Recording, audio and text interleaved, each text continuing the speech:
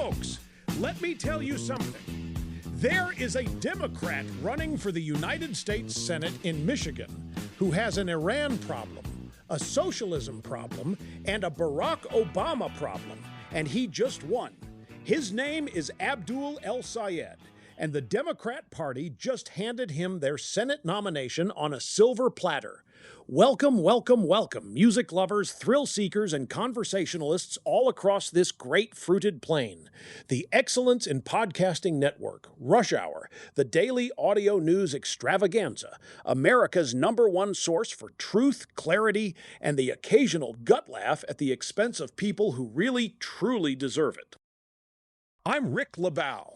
Talent on loan from God, sitting here in the Attila the Hun chair, behind the golden EIP microphone. And I have, my friends, I have to tell you, and I say this with all the modesty I can muster, which, as you know, is not much. I knew this was coming. I knew the Democrat Party was going to lurch so far left that they'd eventually nominate somebody who makes Bernie Sanders look like Ronald Reagan. And today, August 10th, 2026, we have arrived. Abdul El-Sayed, first Muslim American to win a major party Senate nomination, won the most expensive primary in American history, $65 million in outside spending against him, and he won by 1 point. 1 point after $65 million. You know what that tells you? The Democrat base wanted this guy. The establishment threw everything they had, the kitchen sink, the dishwasher, and the entire plumbing system. And the grassroots said, no thank you. We want the socialist with the Iran connections. Now, I'm going to get into all of this, and I do mean all of it. We're going to talk about what this means for Michigan, what this means for the country, and we're going to talk about some other stories that deserve your attention today, including a children's hospital that has agreed to stop chemically altering kids, which is a headline I never thought I'd have to celebrate, but here we are. Also, some remarkable political cowardice from a vulnerable Democrat congressman, and a story about Democrat activists in North Carolina who are very, very upset that their propaganda park benches got thrown in the garbage where they belong. I'm Rick LaBelle. This is Rush Hour. And we are just getting started.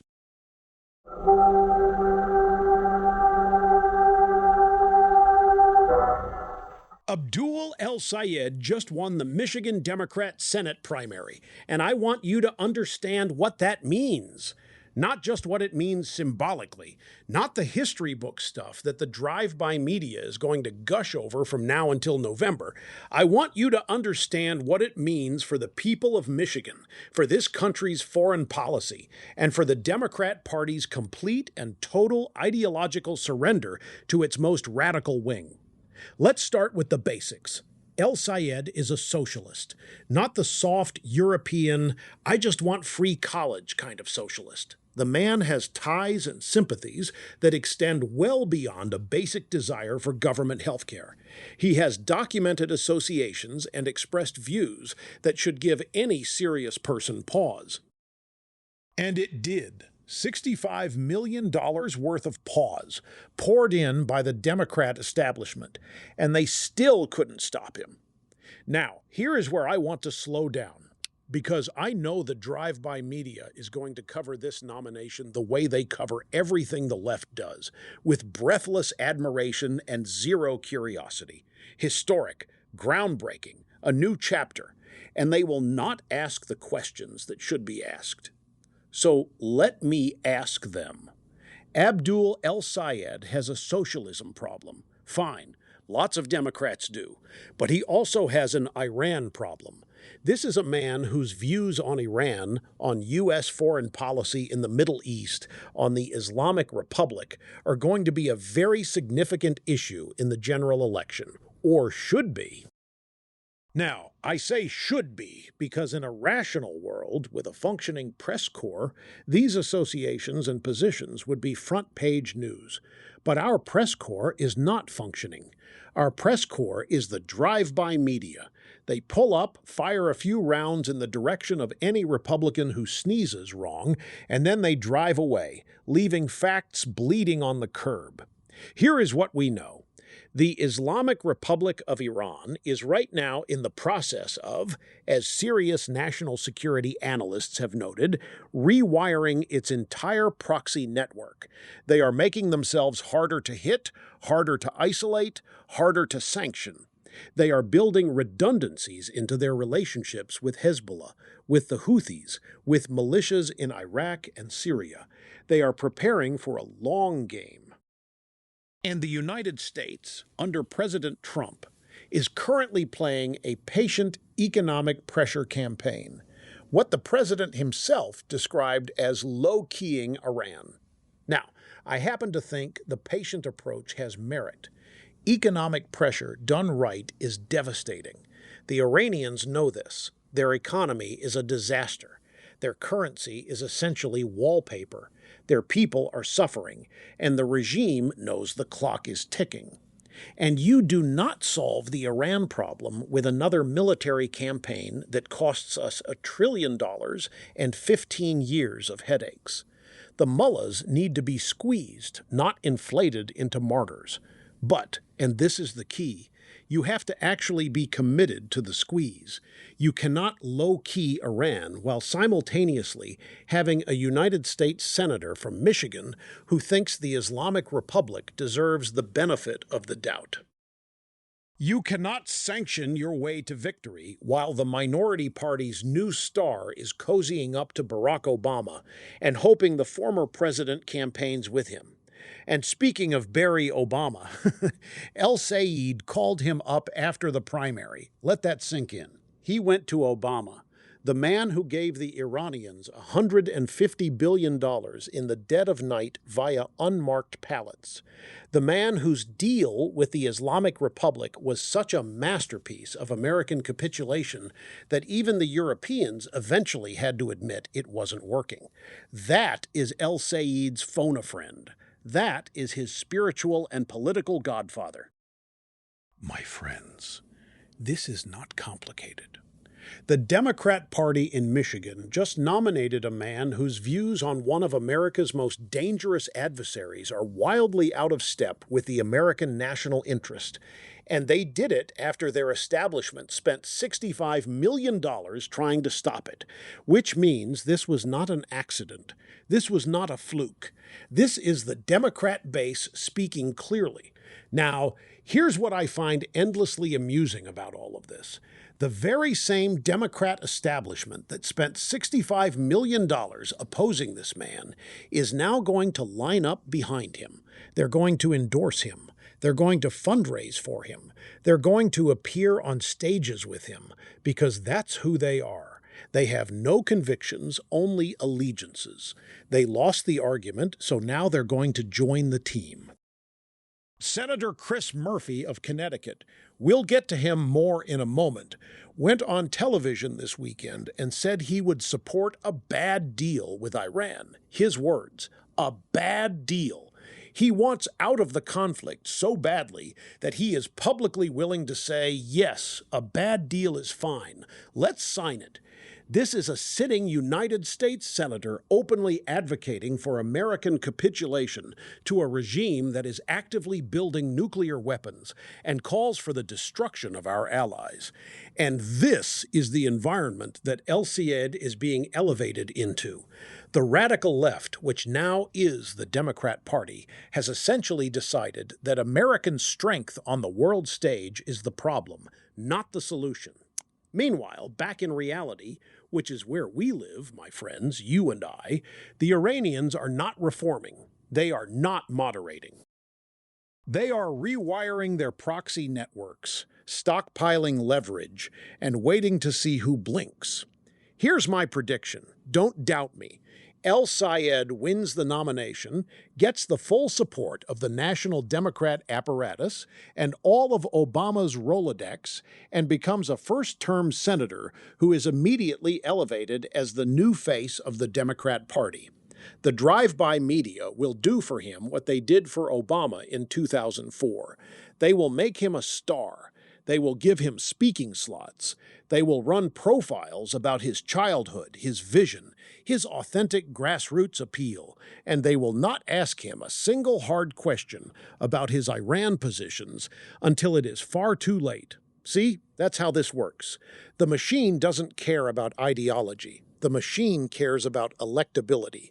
And once El-Sayed is the nominee, he is their electability. So, $65 million of opposition becomes $65 million of support. And the same consultants who were running ads against him are now running ads for him. Remarkable, truly remarkable. The Democrat Party, everybody. And look, Michigan is a purple state. It's not a foregone conclusion that El-Sayed wins. Trump won it. The state has an industrial working class that does not particularly love socialism, even if it's dressed up in the language of economic justice and health care for all. There is a real election to be had here.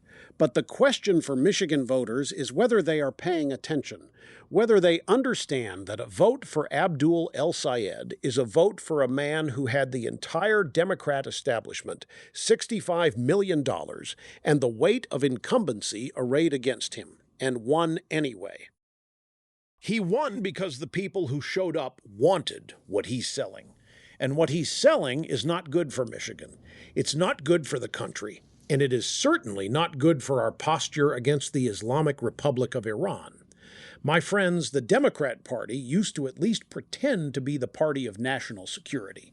Bill Clinton bombed people. Barack Obama droned people. I will give him that. He was not shy about the drone program. But this new left, this El-Sayed left, they don't believe in American strength. They think American strength is the problem. And now they've got a Senate nominee in a purple state to prove it.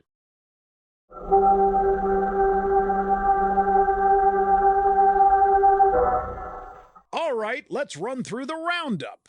A few other stories today that deserve your attention, because there's a lot happening out there, and your humble host has done the reading so you don't have to.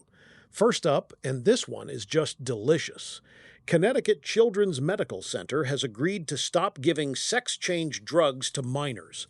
The Department of Justice announced it, the hospital agreed to it, and somewhere in Connecticut, a very confused administrator is updating their website and hoping nobody notices the about face. Now, let me be clear about what this actually is. A hospital, a children's hospital, was administering puberty blockers and cross-sex hormones to minors, children. Kids who are not old enough to sign a lease, not old enough to vote, not old enough to drink, but apparently old enough, according to the progressive medical establishment, to make permanent, life-altering decisions about their bodies. And the hospital was facilitating that. The DOJ stepped in. Connecticut Children's Medical Center folded, and now they've agreed to stop. I want you to think about how insane it is that this was ever happening in the first place. This should not have been a legal battle.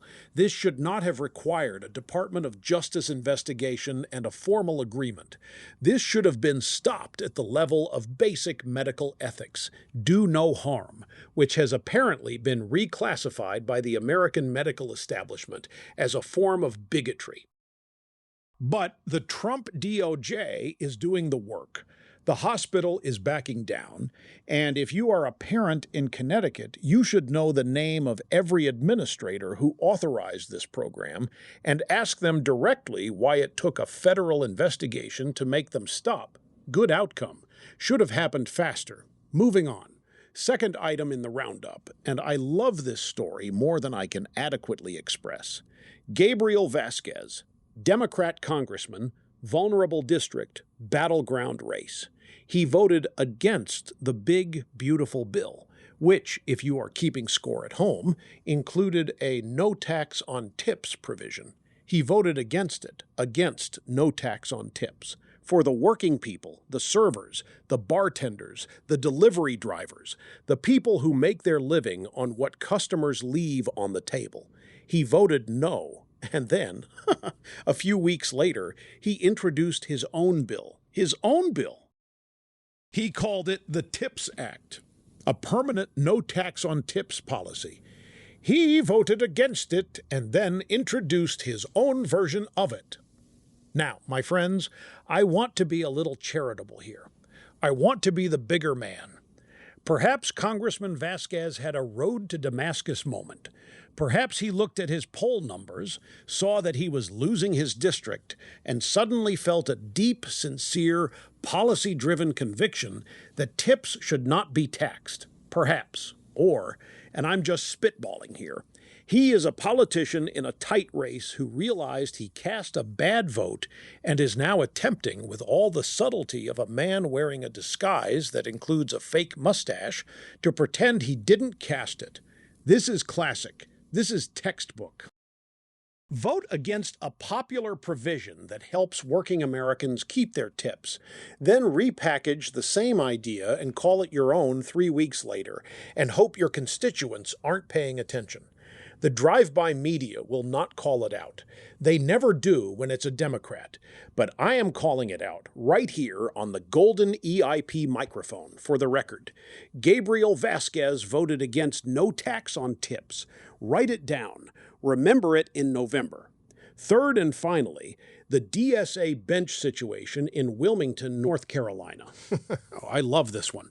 The Democratic Socialists of America, the DSA, the Little Red Book fan club, the people who think Venezuela just needs another chance, they installed propaganda benches at bus stops in Wilmington, North Carolina.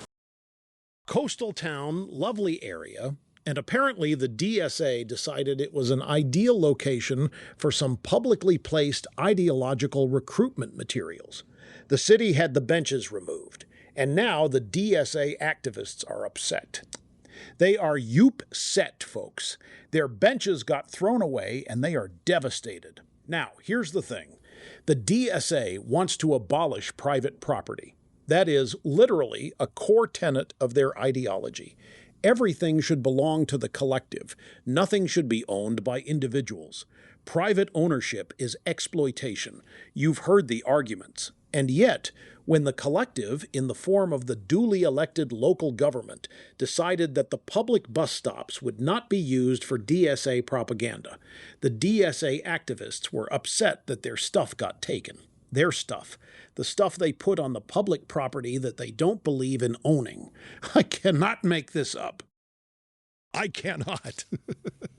Folks, this is what I mean when I say I illustrate absurdity by being absurd. Except I don't even have to be absurd here. The absurdity is self-executing. The socialists are upset that the government took their property. They need a moment to think about that. Really sit with it, marinate in it. Good riddance to the benches. I hope they made a lovely bonfire.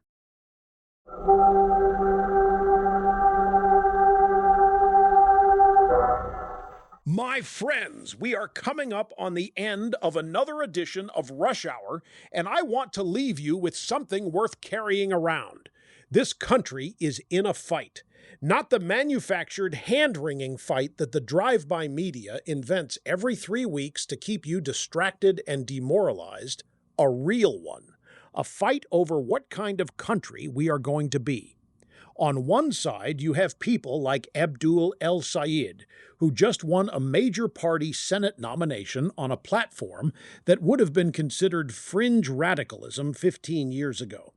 People who think America's strength in the world is a problem to be corrected. People who think a children's hospital should be able to chemically alter kids without government interference. People who vote against helping working Americans keep their tips, then repackage the same idea and call it their own.